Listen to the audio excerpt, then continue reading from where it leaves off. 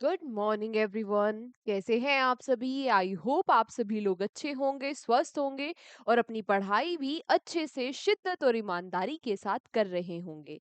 मैं निकिता चौधरी स्वागत करती हूँ आप सभी का हमारे एग्जाम जर्नी परिवार में। आज के सेशन में हम लोग कल तक के करंट अफेयर्स के 10 इंपॉर्टेंट क्वेश्चंस को 10 मिनट में कवर कर लेंगे। तो शुरू करते हैं अपने सेशन को। योद्धा मैगजीन ईयरली करंट अफेयर्स की योद्धा मैगजीन के बारे में आपको पता ही होगा कि हमारे एग्जाम जर्नी के एप्लीकेशन पर मिल जाएगी।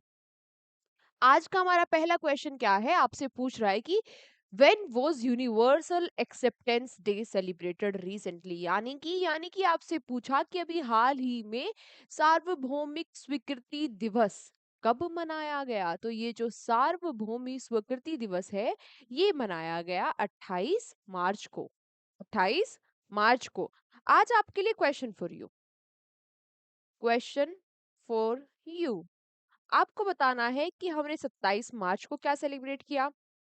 उसके अलावा 20 से शुरू हो जाओ। 20 मार्च को क्या सेलिब्रेट किया, 21 मार्च को क्या सेलिब्रेट किया, 22, 23, 24 और 27। ये आप लोगों को आज मुझे बताना है कमेंट बॉक्स में। और मैं इतनी बार रिवाइज करा चुकी हूँ कि सभी बच्चों के आंसर सही सही आने चाहिए। ठीक है। बात करें हम यूनिवर्सल एक्सेप्टेंस डे के बारे में, तो यहाँ पर ये दिन मनाया गया था पहली बार 2023 में। ठीक है।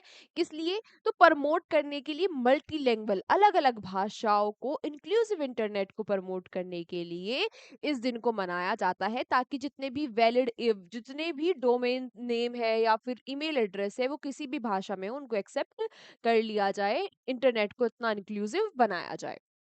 अब यहाँ पर बात की जाए भारत के बारे में, तो भारत की जो national internet exchange of India है, जो किसके अंडर आता है, जो ministry of electronics and information technology के अंडर आता है, इसके द्वारा भी ये जो डे है उसको मनाया गया, ऑर्गेनाइज करवाया गया इस दिन को। थीम क्या रखी, कहाँ ऑर्गेनाइज करवाया गया? न्यू दिल्ली में। न्यू दिल्ली का जो इंडियन हैबिटेट सेंटर है वहां पर। अब बात करें थीम के बारे में, मुद्दे पर आते हैं। तो मुद्दे की बात क्या है? थीम है। इसकी थीम क्या थी? Connecting the unconnected, building a multilingual internet for विकसित भारत। ठीक है। आप थीम जरूर से याद से नोट डाउन कर लेना। अगला क्वेश्चन। अगला क्वेश्चन आपसे पूछ रहा है कि recently L and T finance has appointed whom as its brand ambassador. अभी हाल ही में एल एंड टी ने अपना ब्रांड एम्बेसडर किसको बना दिया है? एल एंड टी फाइनेंस ने। चलो मैं आपको देती हूँ हिंट। उसी को बना दिया है जिसको स्केचर्स ने भी अपना ब्रांड एम्बेसडर बनाया है। हम कितनी बार रिवाइज कर चुके हैं इस क्वेश्चन को। कल हमने जब मंथली करंट अफेयर्स वाली क्लास ली थी तब भी हमने पढ़ा था। और मैंने कहा था कि रिवाइज कर लेना, पर नालायक को रिवाइज तो किया नहीं होगा, इसलिए अब याद भी नहीं आ रहा होगा, है ना? नहीं आ रहा ना? जिन बच्चों को आ गया याद, वेरी गुड। कौन बन गए हैं एल एंड टी फाइनेंस और स्केचर्स के ब्रांड एम्बेसडर? बुम बुम बुमराह, जसप्रीत बुमराह। ठीक है। अगला। Which city has recently become the capital of Asia's billionaires? अभी हाल ही में कौन सा शहर एशिया के अरबपतियों की राजधानी बन गया है? देखो, जो अरबपतियों की राजधानी थी, जो कैपिटल ऑफ बिलियनियर्स थी, वो पिछले साल हमने पढ़ा था, खूब पढ़ा था कि ये बन गई है मुंबई।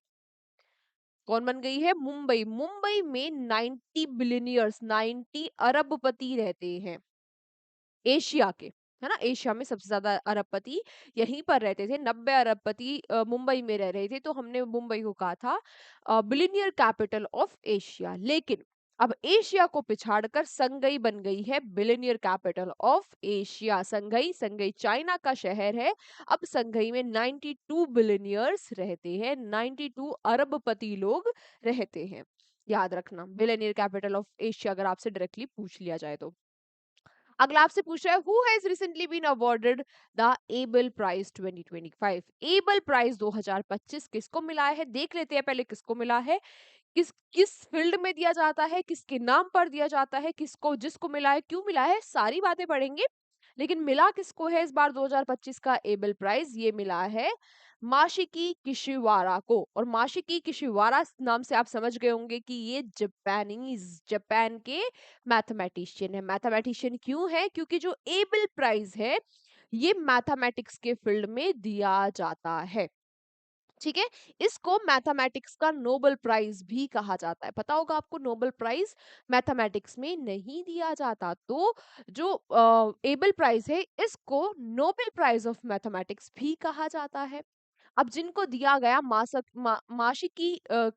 माशिकी किशिवारा को, इनका क्या योगदान है? तो इनका योगदान है भाई मैथमेटिक्स में जो अलजेब्रिक एनालिसिस और रिप्रेजेंटेशन थ्योरी है उनमें उसमें इनका कंट्रीब्यूशन रहा है, जिसके लिए ये इस एबल प्राइज से इनको सम्मानित किया गया। हर साल एबल प्राइज दिए जाते हैं उन व्यक्तियों को जो मैथमेटिक्स के फील्ड में बेहतरीन काम करते हैं। जब बात करें दिए किसके नाम पर जाते हैं, ऐसा कौन व्यक्ति था, कहाँ का था जिसके नाम पर ये एबल प्राइज दिए जाते हैं? तो एबल प्राइज दिए जाते हैं नॉर्वे के एक मैथमेटिशियन हुआ करते थे, नील्स हेनरिक एबल। इनके नाम पे ये प्राइज दिया जाता है। 2002 में नॉर्वेजियन पार्लियामेंट ने इस प्राइज को स्टार्ट किया था। सारी चीजें क्लियर? यहाँ तक सारी चीजें क्लियर ना? अब आपसे यहाँ एबल प्राइज, क्योंकि इंपॉर्टेंट क्वेश्चन है, अब यहाँ से आपसे कोई भी क्वेश्चन पूछे तो आप बता दोगे, है ना? सही आंसर करके आओगे, बस रिवीजन कर लेना। अगला question, who has recently become the oldest person to reach ATP Masters 1000 semifinals? हाल ही में एटीपी मास्टर्स 1000 सेमीफाइनल में पहुंचने वाले सबसे उम्र दराज जो व्यक्ति है वो कौन बने हैं? तो सबसे उम्र दराज व्यक्ति, ये चेहरा पहचानते हो? हाँ, पहचानते हो ये चेहरा? कैसी बातें कर रहे हो आप? यही चेहरा क्यों पहचानेंगे? हम सारे चेहरे पहचानते हैं, बॉलीवुड हॉलीवुड किसी के भी पूछ लो। लेकिन ये कोई लग नहीं रहा, हमने देखा नहीं किसी मूवी में, है ना? किसी वेब सीरीज में नहीं देखा इस चेहरे को। हो गया है? दुष्ट प्राणियों, ये है नोवाक जोकोविक। नोवाक जोकोविक बन गए हैं सबसे उम्र दराज खिलाड़ी जो एटीपी फाइनल्स में पहुंचे हैं। ठीक है, अब उम्र दराज खिलाड़ी मतलब ये 37 साल इनकी उम्र हो चुकी है। और ये जो मियामी ओपन होता है, मियामी ओपन कहाँ होता है? ओपन, ये तो पता होगा ना, अब इतना तो समझ में आ गया होगा कि ये जितने भी एटीपी, ये जो ओपन्स वाली चीजें होती है, किस में होती है? टेनिस में। और नोवाक जोकोविक से पहचान जाते हैं कि नोवाक जोकोविक किसके खिलाड़ी है? टेनिस के। ये मियामी ओपन हुआ कहाँ है? ये मियामी फ्लोरिडा में होता है। यहाँ पर ये यहाँ पर ये सेमीफाइनल्स में पहुंच गए हैं। क्वार्टर फाइनल में अमेरिका के सेबेस्टियन को डिफीट करके नोवाक जोकोविक सेमीफाइनल्स में पहुंच चुके हैं। और सेमीफाइनल्स में पहुंचने वाले ये सबसे उम्रदराज खिलाड़ी है, 37 साल इनकी उम्र है। अगला क्वेश्चन आपसे क्या पूछ रहा है? Who has been recently appointed as the chairman of Indian Bank Association? Indian Bank Association के जो चेयरमैन है वो कौन बन गए हैं? ये बन गए हैं C S Setty. C S Setty, अरे ये नाम तो बड़ा बड़ा लग रहा है। हाँ, बिल्कुल सही बात।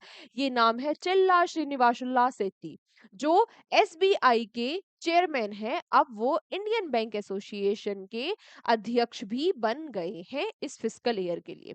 अगला, to which country has recently India recently sent humanitarian aid under the Operation Brahma? Super duper important question. अब सॉरी, क्या पूछा आपसे? हाल ही में ऑपरेशन ब्रह्मा के तहत किस देश को मानवीय सहायता भेजी है भारत ने? तो अभी आपने सुना होगा कि म्यांमार और थाईलैंड में अर्थक्वेक आ गया, है ना? कैसे बिल्डिंग की बिल्डिंग नीचे गिर गई, जहां पर लगभग कहा जा रहा है कि 1600 जो व्यक्ति है उनकी मृत्यु हो गई।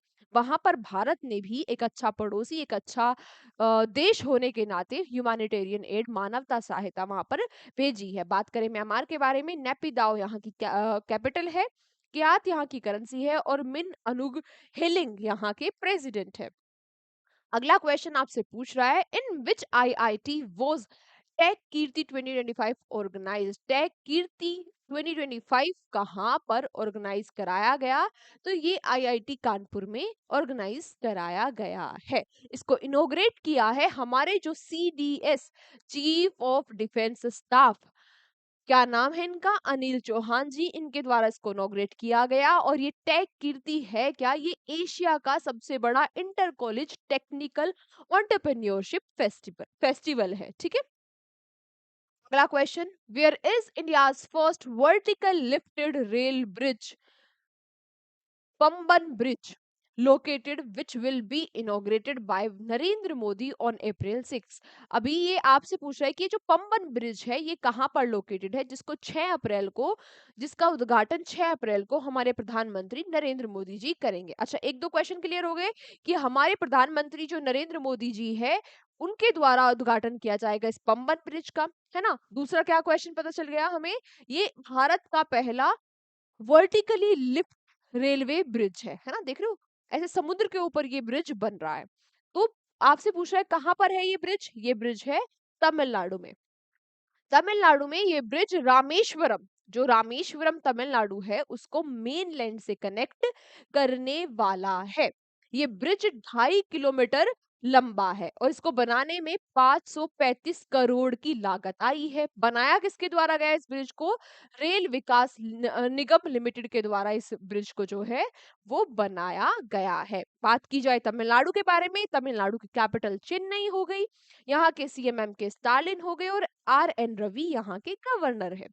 आज का हमारा लास्ट क्वेश्चन आपसे पूछ रहा है क्या, where did the Indian Armed Forces recently conducted pre-service exercise प्रचंड प्रहार? अभी हाल ही में ये जो प्रचंड प्रहार अभ्यास है ये हमारी तीनों सेनाओं के द्वारा कहां पर कंडक्ट कराया गया?